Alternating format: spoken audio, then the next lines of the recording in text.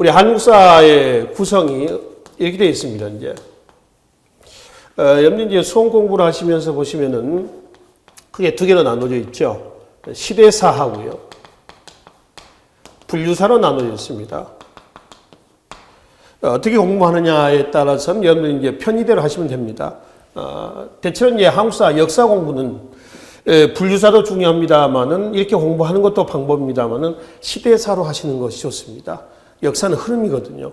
그래서 선후관계 내용들이 파악이 돼야 됩니다. 그래서 시대사로 공부를 하시면 되고요. 시대사가 되면은 현재 우리가 개관에 나와 있듯이 구석기 시대에서 현대사건입니다. 구석기, 중석기, 신석기, 청동기, 철기, 철기 문화를 토대로 한 여러 나라, 연맹국가죠. 그리고 고대, 삼국, 남북국 시대까지 갑니다. 중세, 고려죠. 근세, 근대에서 조선 전기 후기입니다. 그리고 이제 개항 이후, 민족 독립운동기, 일제강점기죠. 그리고 1945년 8월 25일 해방 이후에서 현대사건이 구성이 되어 있고요.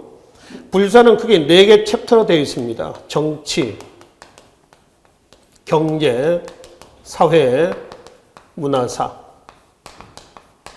이렇게 4개 챕터로 나눠져 있죠. 물론 여기서 이제 가장 많이 출제된 부분은 정치 파트입니다. 분량이 가장 많죠. 그래서 이제 정치 파트 내용이 가장 많이 출제가 되고요. 나머지 경제, 사회, 문화사 있죠. 이 부분에서 한 반 정도. 여기서 한 반 정도. 딱히 뭐 정해진 건 아닙니다만은 여기 되어 있습니다. 시대사에서 본다면은 전근대사하고 근현대사 나눠집니다. 전근대사는 어디까지 하면은 1876년입니다. 개항이죠, 개항. 1876년 2월 일본에서 개항이 됩니다. 그래서 개항 이전 전근대사, 개항 이후 근현대사. 거의 비중은 비슷합니다. 12문제, 8문제, 또는 10문제, 10문제 이런 정도인데요. 최근에는 근현대사의 비중이 높아지고 있다.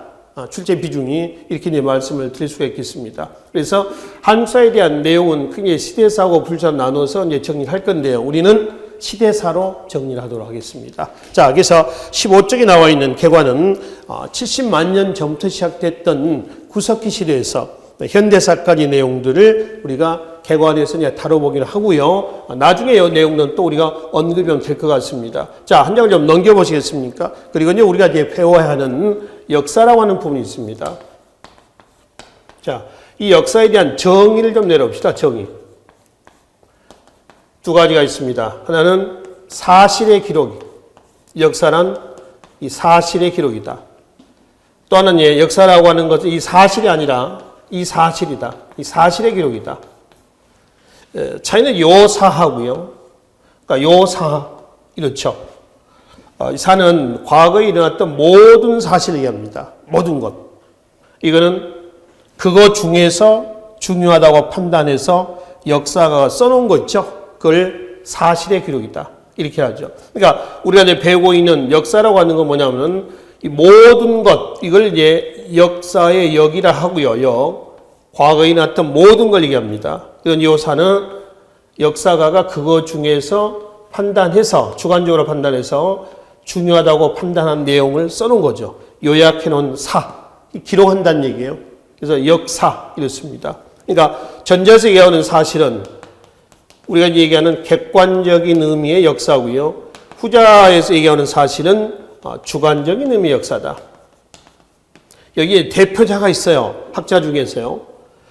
역사란 사실의 그자, 이 사실입니다. 독일의 랑케입니다. 랑케. 아니다. 역사라고 하는 것은 이 사실의 기록이다. 그래서 영국의 이에치카입니다. 그래서 랑케하고 이에치카의 얘기를 좀 우리가 살펴보면서 역사에 대한 정의를 한번 내려보자는 얘기입니다. 자, 교재 16쪽에 랑케에 대한 얘기가 있습니다. 세 번째 한번 보십시오. 좀 읽어보겠습니다. 자, 랑케 19세기 독일의 역사학자로 역사가는 자기 자신을 죽이고, 그러니까 자기 자신을 죽인다는 얘기는 주관입니다. 주관. 그리고 과거가 본래 어떠했는가를 밝히는 걸 그의 지상과제로 삼아야 하고, 이때 오직 역사적 사실, 체크해 놓으실래요? 사실로 하여금 이야기해야 한다 그랬습니다. 그래서 여기서 얘기하는 랑케 얘기는 있는 그대로다. 무비판입니다. 그렇죠? 이 사실의 기록이다. 뭐 이렇게 하고 있고요. 반면에 우측에 17쪽 맨 위에 보시면은 이에치카에 대한 얘기가 있습니다. 20세기 영국의 역사학자로 구해져서 역사는 무엇인가? What is History라는 책이 있습니다. 아마 여러분들 한번 읽어보셨을 거예요. 그래서 역사는 무엇인가라는 책에서 역사가는 과거의 사실을 토대로 여기서 얘기하는 사실은 어떤 사실이냐면 랑케가 얘기하고 있는 사실입니다. 전자의 사실이에요. 그 사실을 토대로 자신의 관점에서 해석하고 재구성하는 존재이다. 그러므로 역사란 역사가와 사실 사이에 여기서 사실도 랑케가 얘기하는 사실이에요. 후자의 사실이 아닙니다.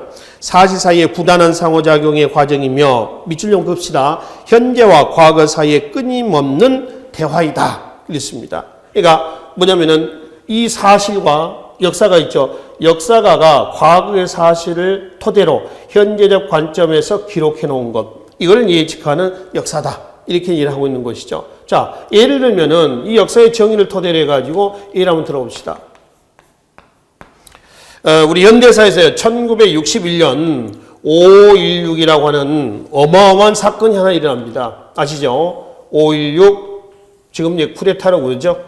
그래서 여기서 얘기하는 5월 16일에 일어났던 이 사건은 뭐예요? 여기서 얘기하는 사실인가요? 역인가요? 아니면 사인가요? 이 사실입니다. 과거에 일어났던 사실이에요. 그렇죠? 있는 그대로예요. 근데 요 5.16이라는 사건을 가지고 예를 들어서 박정희 정부 때는 뭐라고 했냐면은 혁명이라고 했습니다. 혁명.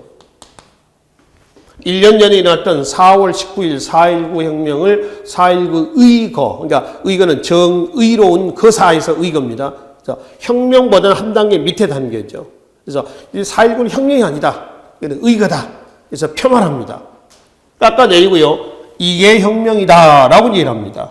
5.16 혁명 이렇죠. 근데 5.16 혁명을 지금도 박정희 때처럼 지금도 혁명이라고 하느냐? 그렇지는 않죠. 김영삼 정부 출범 이후에 역사 바로 세우기 운동이랍니다. 그래서 1961년 5월 16일이라는 사건은 그동안 우리 국사 또는 역사 교과서에 혁명이라고 했던 것이 이건 혁명이 아니라 뭐다? 쿠데타다. 군사 정변이다. 군사 반란이라는 얘기죠. 그렇죠? 그러니까 여기서 얘기하고 있는 지금 혁명이니 아니면 쿠데타니 하는 것은 뭐예요? 이 사실이죠. 역사가에 의해서 기록해 놓은 걸 얘기합니다. 그러니까 이게 역이다라고 하면 이거는 뭐다? 사다. 이런 의미가 되는 거죠. 과거의 사실을 현재적 관점에서 재해석함으로 인해서 과거에 이러한 사건과 같은 일이 다시는 일어나서는 안 된다라고 하는 것이 역사 서술의 목적이 되는 거죠. 역사 공부의 목적이 그렇죠.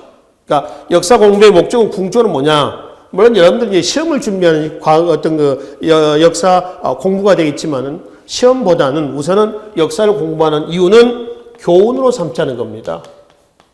또는 거울로 삼자.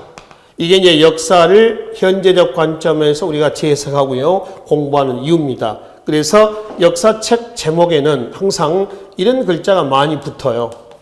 이거 한번 읽어보실래요? 한자 감자입니다. 감. 거울 감자죠. 뭐 자치통감, 통감 강목, 그렇죠? 뭐 이런 감자가 들어있는 책들은 전부 다 이런 역사서의 목적을 그대로 반영해주고 있다라고 이제 보시면 되겠습니다. 그래서 16쪽과 17쪽에 나와 있는 역사는 무엇이냐라고 하면 두 가지 의미, 객관적인 의미의 역사, 그 다음에 주관적인 의미의 역사. 그래서 역과 사의 기록, 이게 우리가 배우고 있는 역사다라고 이제 보시면 되겠습니다.